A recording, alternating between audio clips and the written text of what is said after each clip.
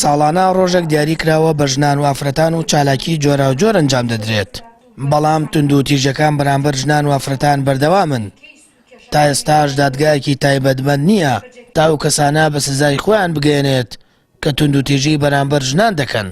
یاسای عقوباتی عراقی هەیە کە ئەوە بە هەر کەسێک بکوژە بەسای 406 عقوبەی ئەبەدیەیان ئەعدامە و هەروایان یاسای تونوتیژی خێزانیمان ئێمە یاسامان هەیە لە کوردستانە کێشەمان یاسانی کێشەمان لە جێبەجێکردنی یاسایە کێشەمان لەو ئالەتانەیە کە یاسا ئەکرێ یاسای فێ جێبەجێ ناکرێ بۆ نمونە ئێمە تا ئێستا دادگای تونوتیژی خێزانیمانە کە لە یاسای تونوتیژی خێزانی ئەبێ دادگایەکی تایبەتمەند بە تونوتیژی خێزانی دامەزێ بۆ یەکلاکردنەوە کیسەکانی تونوتیژی ئەگەرم دادگایانە لە کوردستانە فعال بکرێت و کەسانی ڕاهێنرا کۆمەڵێک حاکم و کۆمەڵێک کەسانی شارەزا و ڕاهێنەری بۆ دابنری لەو دادگایانە دڵنیا بە کیسەکانی تونوتیژی بە ئاقارێکی تر ئەڕات و ڕێژەکان کەم بێت و ژنان ئەوەندە لە چاوەڕوانی کیسەکان نامێنەوە بۆیە ئێمە بپێ یاسامان هەیە بەڵام ئێمە ئەوەمان هەیە کە تەنفیزی یاساکە دواکەوتنی کیسەکان گرفتێکی ترەکە ڕوبەڕوو ئەبێتەوە. مامۆستایەکی زانکۆ پێی وایە ڕێکخراوەکانی ژنان هیچ کات بەشێک نەبوون لە چارەسەرکردنی کێشەکانی ژنان بەڵکو هۆکارێکن لە دروستبوون و گەورەبوونی کێشەکان کاتێکی ژنێک دەکوژرێت دواتر بابەتەکە دەوروژێنن.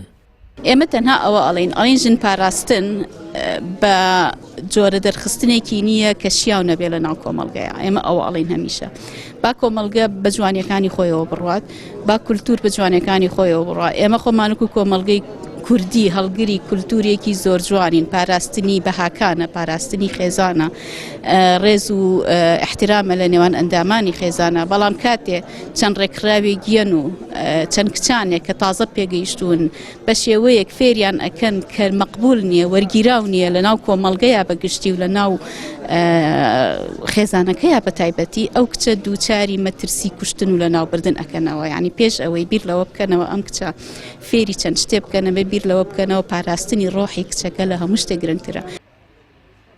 بەشێک لە چالاکانی بواری ژنان و ئافرەتان دەڵێن دادگای یاسا بە سستی کار لەسەر بە سزاگاندنی و کەسانە دەکەن کە تونند و تیژی بەرامبەر ژنان دەکەن.